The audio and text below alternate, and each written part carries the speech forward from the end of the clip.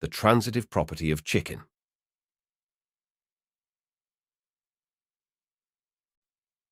Order number 1.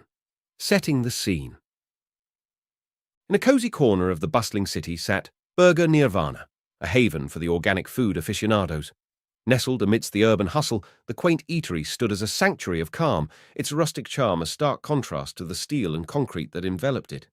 Dave, a lone patron weary from the day's stresses, found a quiet booth by the window, hoping for a peaceful meal to soothe his frayed nerves. The promise of solitude and a hearty meal drew him in, away from the cacophony of the outside world. As he slid into the booth, the gentle clink of cutlery against plates greeted him, a subtle symphony that blended with the soft melodies of indie tunes playing overhead. The ambience was a concoction of serenity and nostalgia, the vintage decor evoking simpler times. The aroma of sizzling grass-fed beef patties wafted through the air, teasing his senses. At the same time, the mellow lighting cast a warm glow on the worn wooden tables, creating a serene ambience that beckoned the weary. With relief, Dave unfurled the crisp menu before him, his eyes scanning the list of gourmet delights. Each item seemed to tell a story of wholesome goodness, from the sun-kissed organic tomatoes to the freshly baked multigrain buns. But as he perused the menu, a sudden thought crossed his mind. Why do I come here? He mulled over the question. Was it the promise of nourishment, or the allure of a brief escape from the relentless pace of city life? His eyes darted around the room, taking in the tranquil scene, the gentle hum of low chatter, the occasional laughter ringing through the air, and the contented sighs of patrons savouring their meals. It was a slice of normalcy in a world that often felt anything but. His reverie was interrupted by the arrival of a trio at the adjacent booth. Their lively chatter was a prelude to the unexpected turn his quiet afternoon was about to take. But for now, Dave was content, nestled in his quiet corner as he awaited the simple joy of a meal savoured in solitude. Order number 2. An unanticipated discourse. Beside Dave's booth, a trio settled in, their youthful energy palpable in the air. They shed their jackets, revealing an eclectic mix of attire, a vintage rock band tee, a meticulously ironed button-down shirt, and a bohemian blouse adorned with whimsical patterns. Their contrasting styles were as vivid as the personalities that soon unfurled. Engaging in lively banter, their voices danced around the room, their laughter a stark contrast to the tranquil ambiance that had enveloped Dave moments ago. Their conversation, a blend of jest and earnestness, soon veered into a bizarre critique of Chick-a-Lot, a popular chicken joint known for its traditional values as much as its seasoned fries. The bespectacled man, with a demeanor of one accustomed to grandiloquent pronouncements, initiated the critique. I swear, the people who frequent Chick-a-Lot have this aura of self-righteousness that's just unbearable. His tone blended disdain and mockery, clearly unimpressed by the chicken joint's patronage. His companions, spurred by his sentiments, joined the dissection with gusto. With eyes that burned with loathing, the woman chimed in.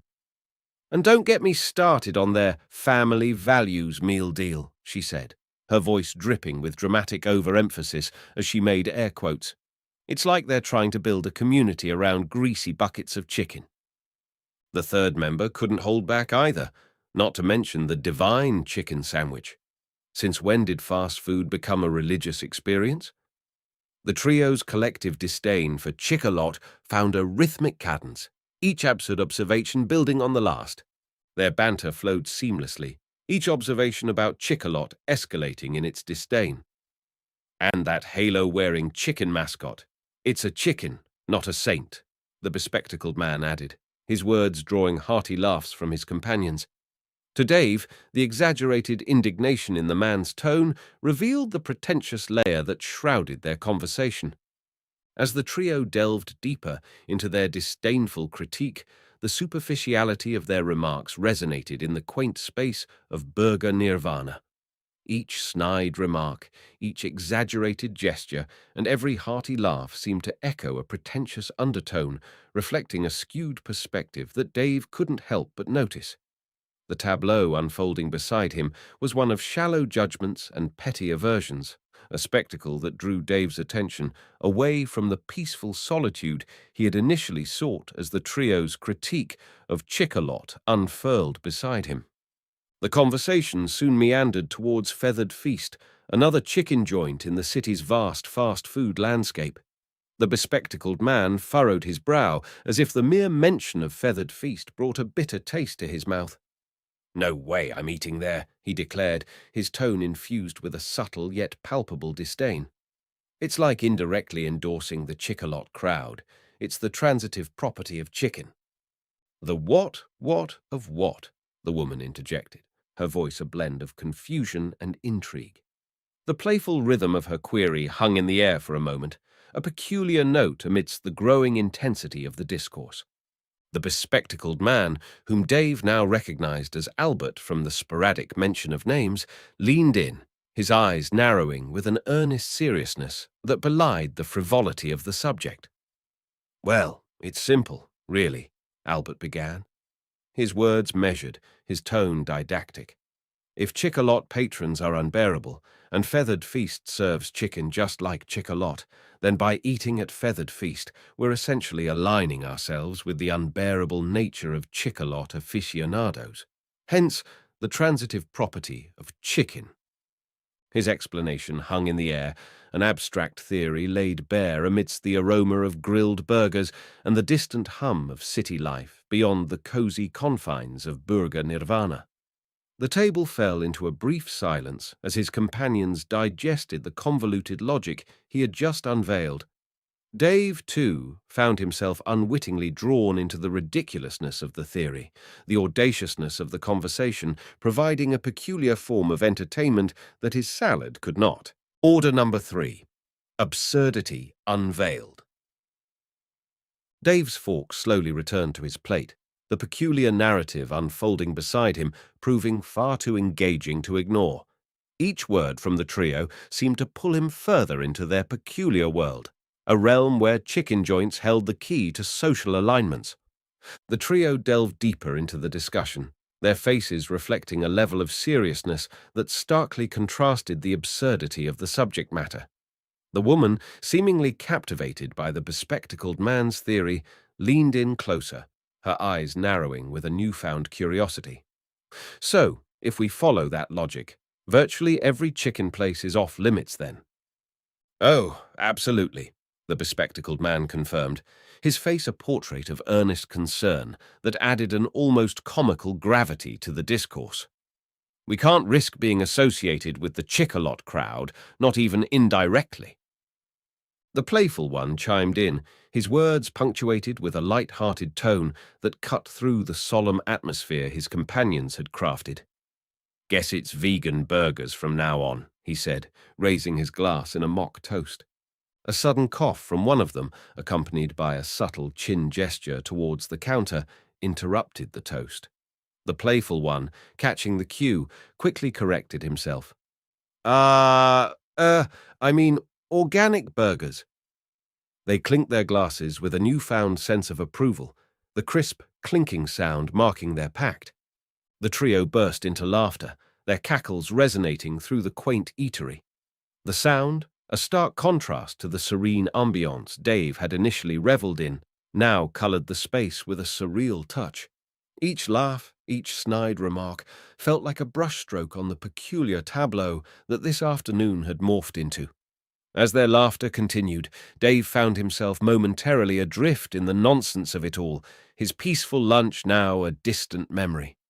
The conversation beside Dave continued to spiral into further realms of absurdity. The trio now found themselves dissecting the potential political affiliations of various fast food mascots. The woman conjectured on the conservative leanings of Mr. Beefy, the mascot of a well-known burger joint, while the playful one countered with a whimsical narrative about Ms. Fry, the liberal face of a famous French fry haven. Their laughter and ridiculous banter ebbed and flowed with each preposterous assertion, becoming a bizarre soundtrack to Dave's attempts to return his focus to his meal. As Dave poked at his salad, the once crisp greens now a wilted reflection of his dwindling patience, the trio's discussion veered into the imagined love lives of fast food mascots. The playful one spun a tale of a forbidden romance between Colonel Clucker from Chickalot and Lady Leek from Veggie Haven, evoking exaggerated sighs and mock swoons from his companions. The ridiculousness reached a crescendo that echoed through the fibers of logic, resonating with a peculiar charm that Dave found increasingly hard to ignore. His shoulders began to tremble with suppressed laughter, the spectacle beside him morphing into a satirical play that seemed to mock the seriousness with which people often treated trivial matters. Each word from the trio, each laugh shared, chipped away at Dave's resolve to remain a silent observer. His amusement could no longer be contained, and soon enough a chuckle escaped him, slicing through the bubble of foolishness that encased the trio. The abrupt sound of his laughter caught the attention of the bespectacled man, who shot a scathing glance at Dave, his face twisting into a scowl, as if Dave's amusement was a blasphemous intrusion into their solemn discourse. "What's so funny? What, are you some chicken lover?" The bespectacled man sneered, his words dripping with disdain. Order number 4, a surreal departure. Before Dave could muster a retort, the playful one, with a dismissive wave, addressed his bespectacled friend, "Fascist." The word hung in the air, a stark finale to the peculiar theatre that had unfolded. With a roll of his eyes, Dave slid out of the booth, the untouched salad on his table now a forgotten entity amidst the surreal narrative he found himself part of. He made his way to the counter and paid his bill, each step towards the exit, a detachment from the foolishness that lingered behind. As he pushed the door open, the cool city breeze felt like a cleanse from the bizarre concoction of superficial banter he had unwillingly imbibed. Yet, as the door swung closed behind him, the last sound that graced his ears was the mocking laughter from the trio. This haunting melody encapsulated the odd ending to his quest for a peaceful lunch. He couldn't help but smile as the realization hit him. He muttered to himself with a soft chuckle, "Okay, that is why I come here," as he blended back into the rhythm of the city, the meaninglessness of the afternoon offering a peculiar charm that broke the monotony of his daily routine. The end.